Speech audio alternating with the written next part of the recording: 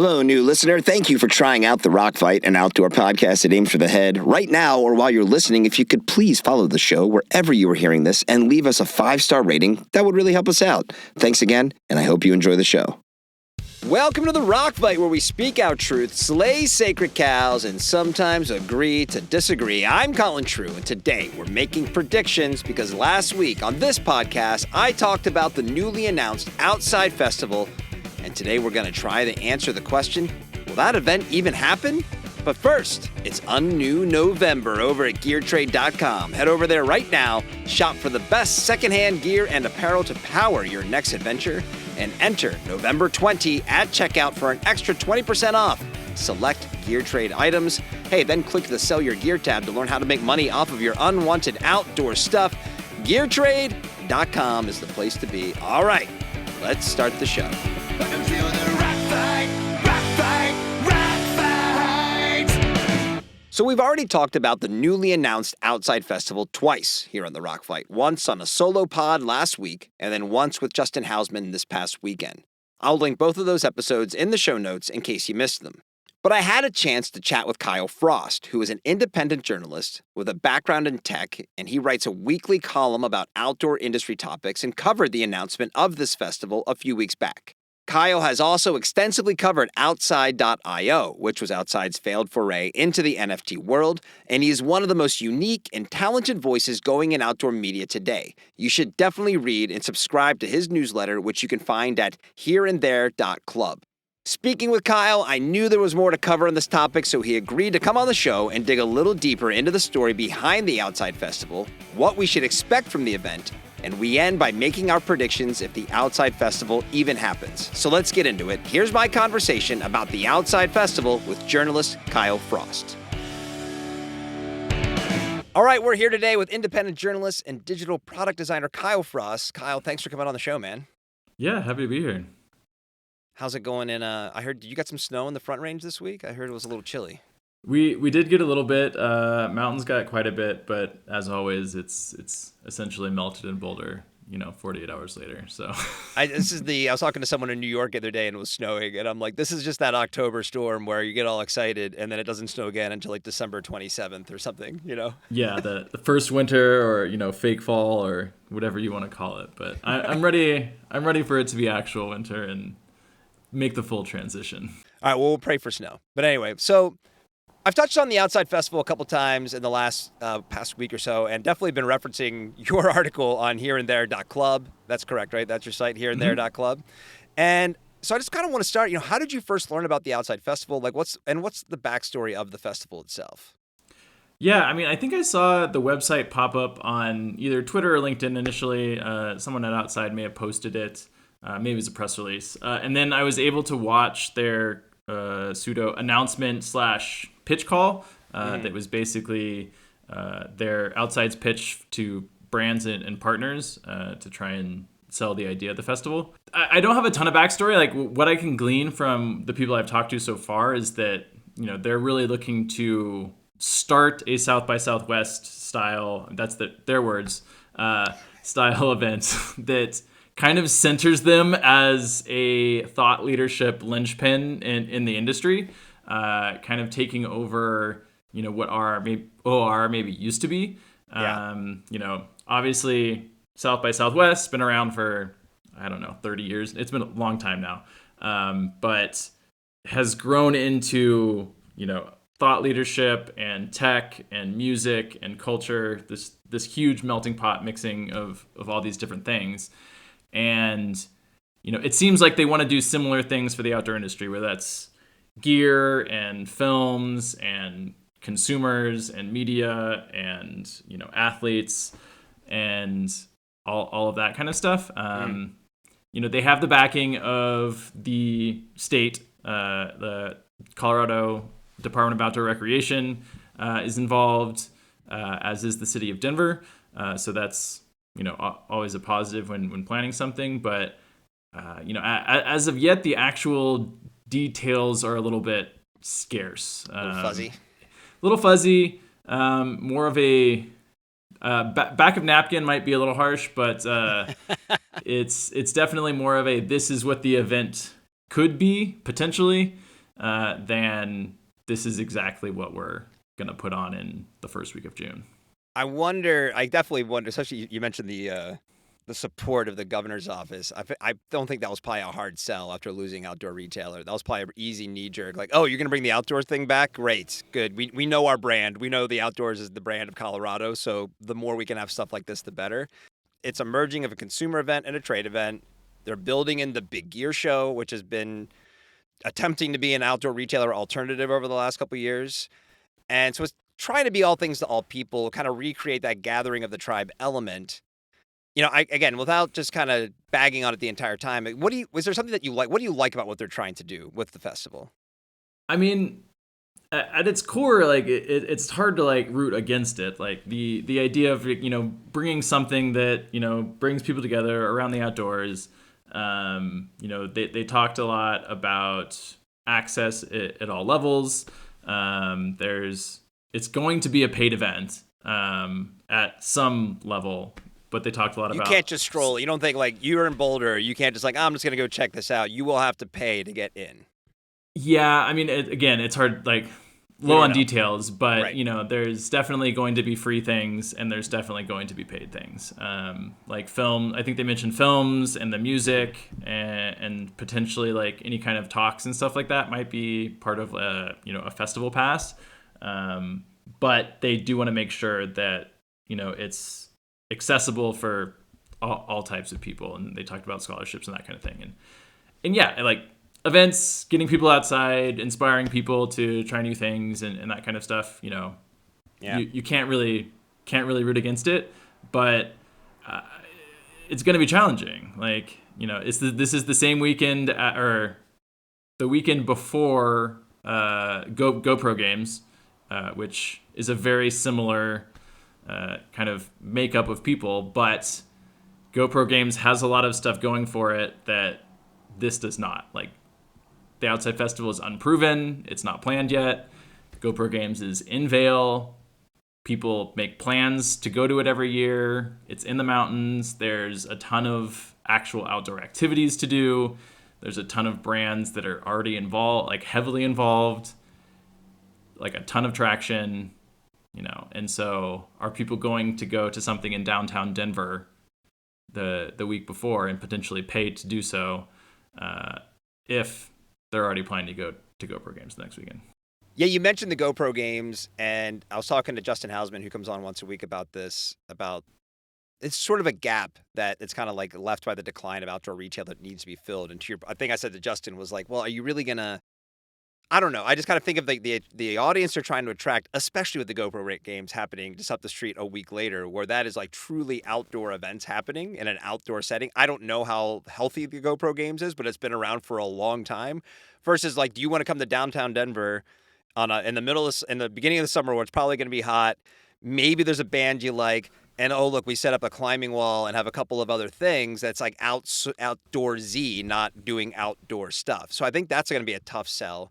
But I do want to come back to the gap, right? Because the decline of outdoor retailer, that's the thing you always hear is like, oh, we need this community thing. Like Big Gear has tried, hasn't gone very well.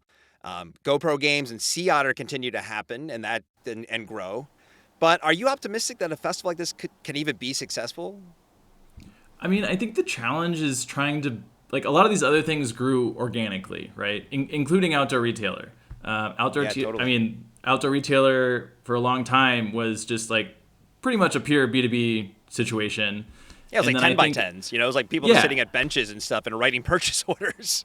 Yeah, and that grew and grew, and then eventually like people started to maybe come if they didn't have anything specific to do, like to do at the event. They were just there to see people. You kind of got the photography, filmmaker kind of industry, the media that started showing up because all their friends were there. Yeah. And Sea Otter didn't start as kind of the cultural event it is now. You could probably say the same for UTMB. Although obviously that's got issues right now, but hey, all PR is good PR, right? Yeah. But I think the key thing about those is that that happened organically. It wasn't forced into like, hey, this is going to be South by Southwest for the outdoors. Right. And to be fair to Outside, they acknowledged that, that's their idea, but it's probably a 5 to 10 year plan. But I mean, that events are hard to run, and it's just a pretty tough sell. Like, I don't know I'm not sure if we need it, to be honest. There are these other options. Like, if you're a filmmaker, yeah, go to Banff, go to Mountain Film, go to 5 Point, whatever one makes sense for you. If you're a runner, go to UTMB, go to Hard Rock, go to Leadville, Western States. Like, these are kind of the big, Javelina just happened, which is a huge one. Same for biking, same for, climbing and that kind of stuff. The idea that you can kind of be all things to all people and be that centering force. I'm not sure if arrogant is the right word, but I'm also not sure if anyone wants Outside to be that unifying company. Well, I guess this is a good segue into Outside, right? Because they've definitely been on a tear in recent years, like between the acquisition of all these media entities, the dipping into toes in the NFT world. I know you've written about that. This past summer, I gave them a lot of grief for the development of an AI chatbot. And for all of these things, I think the common thread, including the Outside Festival, and this is why I wanted to transition to it right at this point we're talking about, is it's like everything's a half-baked idea. Like, everything's just like, it's like a pitch in the room. Oh man, we should have a festival. Hey, we should have a chatbot. Hey, this NFT thing's blowing up. And before you can blink, they're bringing it to market before anybody stopped to think, hey, is this a good idea? Should we do this? So, I mean, do you have any insight about what's happening at Outside in general? Like you said, like I've also written about this quite a bit. It's kind of hard to avoid it if you're writing about the outdoor industry in any sort of detail, because they are so much of the industry at this point. And I think they're in a really tough position. Like, they've raised a couple $100 million, which is honestly insane for what is essentially a media company. Obviously, they very bought niche topics too, right? Yeah, this is the New York Times. Yeah, this is the New York Times. But I mean, like, the media landscape is not great right now. BuzzFeed was at one point worth, I don't know, more than $1 billion, and I think their latest valuation was 90 or something like that. Like, they're at risk of being delisted from, I don't know if they're NASDAQ or New York, whichever stock exchange they're on, I don't remember. But, things aren't great for media and I have no idea what the multiple was of that investment. I don't know what their balance sheet looks like. It probably looks better than it did a couple years ago because they've fired a ton of people. Right. But it certainly feels like they're searching for something to differentiate them as more than a media company, because it's going to be tough to make up that valuation writing listicles or, the 5 best coolers that you need to buy. Well, I'll say even their acquisitions are kind of head-scratching, right? Because, okay, if you take it from the beginning, you raise all this money, you're Outside, you are like the creme de la creme of outdoor media. And it's like, all right, let's create the outdoor media empire. And we're not going to do it ourselves. Okay, we get backpacker, we get bicycle. You pick each sport and you add like the top tier publication, right, to each one. Got it. Yeah. But I mean, they're like, and it's almost like I understand why they acquired Pink Bike, but I don't really know what they're going to do with Pink Bike. And then they acquire things like Fastest Known Time, which is like, it's a very relevant site, but it's also, it's kind of like one dimension. It's one thing. Like, what are you going to do with Fastest Known Time? The best thing, obviously, they've acquired has probably been Gaia. I've had more people say the only reason they have an Outside Plus subscription is because they like using Gaia. But then also, it's difficult to navigate and use, right? I mean, because going through Outside to even get into your Gaia account, it made it even harder to use the product that everyone seems to like. Yeah, and frankly, I think Gaia's, personally, I think it's probably the most valuable thing in their whole portfolio. It's one of the big 2 or 3 activity tracking apps, at least in the outdoor space. Strava aside is kind of a more generalist. But it's probably fairly cost effective to run, because it's something people are willing to pay for. You're paying engineers and that kind of stuff, but you don't need to have a huge team of writers like researching and creating content all the time. I think like what you mentioned about, creating this big umbrella speaks a little bit to some of the execution issues that they've had, because yeah, you created this big umbrella and you pitched this idea of like, the kind of Netflix or Amazon Prime for the outdoors and yada yada. But their execution has been so poor, people still can't log in to different outside properties, 2 years later with their Outside Plus login or whatever. Like, I mean, I get logged out. I have it because I was a Gaia GPS member, but I'll click on an Outside article and it'll tell me I'm not logged in, or I don't have access, or I'll have to go from Backpacker to Outside, or from Outside to Gaia to like manage my account. And there's, for me, coming from a tech background, like those kinds of things just speak to like a lack of attention of detail and like fully thinking things through, that makes me concerned about events like the festival. So the next was the Fire Festival. It's really like you're gonna show up. It's gonna be like 3 tents and like half a climbing wall and like a dude with a guitar. Like, hey, it's the Outside. I mean, Festival. it makes you ask questions, right? Like you mentioned the site before, and like sure, like the site, not that it's early, the site not that big of a deal, but when like footer links don't work, when there's random pictures of people in like spandex climbing a climbing wall, like. And you're just like, okay, did someone throw this together like yesterday because they were trying to hit a deadline? Or was there like a plan and thought and someone that looked at it and said, guys, like this stuff's broken. We can't launch this today. Right. And the same for like the NFT stuff, to be honest. Like, obviously there's a whole conversation about NFTs and Web3 in general, if you think that's a good idea, period. When I wrote an initial article about it, I tried to be reasonably middle of the line and say like, hey, like you don't have to like NFTs, you don't have to like Web3. Like, maybe there's a kind of an interesting idea here. But the reality was that the execution was so terrible that it never had any chance of success. Like there were other projects doing similar things, which my assumption is Outside saw and just copied, like saw dollar signs and tried to copy.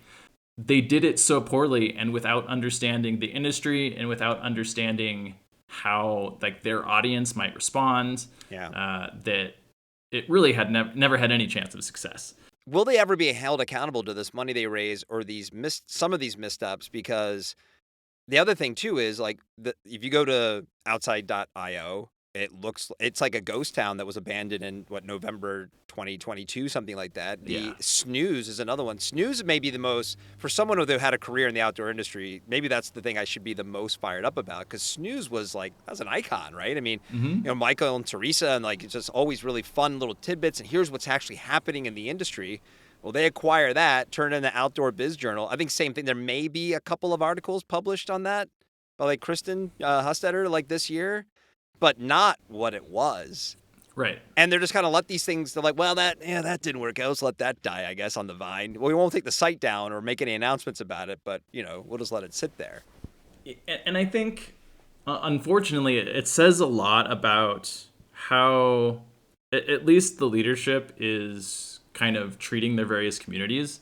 When they shut down the NFT thing, they basically just like went like turned it off. Hey, this is over, and like just like nobody say anything. Left people in the wind, like. And whether you thought it was a good idea or not, like a couple hundred people bought these things with the expectation that there was going to be like deals and events and like special things for that, like. There was a whole technological glitch where you were supposed to buy this NFT and also get like free 3 years of Outside. A lot of people never did. And instead of like, hey, this didn't work out. We're ending it. Let's make you guys whole. Let's like keep you guys informed. And they just stopped communicating. And, I've worked in startups for a long time, and like, You're going to launch features that don't work. You're going to try stuff that don't work. Companies are going to shut down. People are going to get fired. But the way in which you go about that says a lot about your process, the way in which you think about your communities and that kind of stuff. And unfortunately, over the last several years, the kind of prevailing way in which they've treated these various communities has been pretty bad. Like, the Pink Bike guy, like, there's people are starting independent publications because Outside has essentially torched everything that they bought. Like I said earlier, there's a question of whether anyone in the industry wants Outside to be the center of the industry. I don't think it seems to be that no one does, but I guess it's kind of one of the last things I want to talk to you about is, is there an impact even on the Outside brand? I mean, we insiders, like I talked to you, I talked to some PR folks this week, and everyone kind of has the same thing to say. I talked to people who are at print magazines and things like that, and they'll say similar things. However, they'll also tell you that it's still like the number one go-to place, the most desirable place to get coverage from, like whether that's gear or a story pitched or whatever. So, I mean, we could talk about their demise, but they kind of do seem to chug along, even though they're making these sort of really confounding missteps and, frankly, seemingly costly missteps. But then, I mean, do you think it'll catch up to them, or is this kind of is this just the outdoors? Is this the way it is? Like, well, it's Outside, it's fine. I mean, it's hard to say, I think. Obviously, I don't have any insight into what, like I said, what their balance sheet looks like. I mean, right. they may be profitable, they may be chugging along. I don't know how much of that money they've raised is still in the bank. There is an issue of, yes, Outside is a behemoth still and will be for the foreseeable future. We're talking tens and millions of page views a month. They own 3/4 of the media in the outdoor space at this point, basically. And so, yeah, if you're a brand trying to get eyeballs and get coverage, then that's one of the places you kind of have to go at this point. Sure. But like you said, more and more people are in the boat of a reluctant necessity than I actually want to be here. Right. And I'm sure you've talked to similar people where they're all kind of lamenting that even those eyeballs are getting less valuable over time, and the magazine coverage is just getting like a little out of whack, and gear's getting more generic, or it doesn't feel quite as targeted, and they're looking for different avenues to reach people. Whether that ends up hitting Outside's bottom line at some point, I don't know. Yeah. Whether we're just talking with our head in the clouds and the average outdoor consumer doesn't care and is happy to read 5 best cooler, 10 best hikes, 20 best insulated cups, or why you should buy this $40 mug from Yeti. Like, kill me. Well, all right, let's wrap it up with, let's make a prediction as we sit here today. We're recording this on November 1st. Do you think, sitting in here in November, does this even happen? I think you're betting money on it. You have to bet your house on it. I will bet that it happens. I will also bet that it is not very well attended and ultimately not a great success for any brands involved. I think it'll happen. My prediction is, I'm with you. I think it'll happen mostly because of the inclusion of big gear. Mm-hmm. And I know Kenji, and I've had conversations with Yoon. I don't know Yoon very well. I know who's involved with Kenji. He does the Outdoor Media Summit. That group, they've been very passionate about big gear. You can nitpick it all you want, and they really want to make it happen. So I don't think they'd hitch their wagon to something if there was a chance that their show wasn't going to happen. Yeah. Now, whether it's the South by Southwest of the outdoors or it's the Big Gear Show and friends, and it's like they become the focal point with now a couple little things because they couldn't pull the other thing together. But I think something will happen in Denver next June. Yeah. And I think a lot of it will hinge on what the music is, especially being downtown Denver. Like if they pull in a big music act, you might get more people to show up. unclear if they'll show up for just the music, and any brands involved kind of get some, edge action. Well, there we go. We predicted it's going to happen. We'll see. We'll reconvene either way and see. We'll have to see how this all pans out. I really appreciate you coming on. I imagine people can track this story and out as it develops on your website. Oh yeah, hereandthere.club. I write a weekly-ish newsletter that dives into things like this, kind of the deeper dives into what's going on in the outdoor industry, whether it be industry related or travel or things like that. So. All right, man. Hey, I appreciate you coming on. We'll keep track of this. We'll have you back on soon. Sweet. Awesome. Big thanks to my guest, Kyle Frost, for joining me. Hey, what are your thoughts on the Outside Festival or the state of outdoor events in general? Send them to me so we can read them on the show. The email address you send your email to is myrockfight@gmail.com. Please follow or subscribe and give us a 5-star rating wherever you're listening to The Rock Fight. I can't emphasize enough how much these ratings and positive comments help the show, so thank you so much. We'll be back soon with more outdoor ideas that aim for the head. The Rock Fight is a production of Rock Fight LLC. I'm Colin True. Thanks for listening, and here to take us out, as always, is our favorite punk rock tour guide, Chris DeMakes, with the Rock Fight fight song. We'll see you next time, Rock Fighters. Rock Fight!